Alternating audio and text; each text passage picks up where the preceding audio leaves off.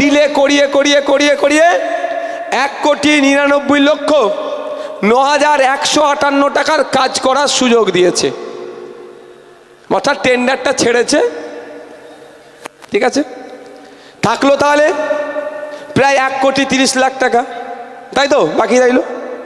নওশাদ সিদ্দিকী বলেছিল 30 লাখ বাকি থাকলে বাড়ি থেকে এনে করে দেবো, আর 3 কোটি বাকি থাকলেও বাড়ি থেকে করে দেবো, ঘোষণা দিয়েছিলাম তো। তাহলে ঘোষণার সাথে জবানের সাথে কথার মিল রাখতে হবে কি হবে না?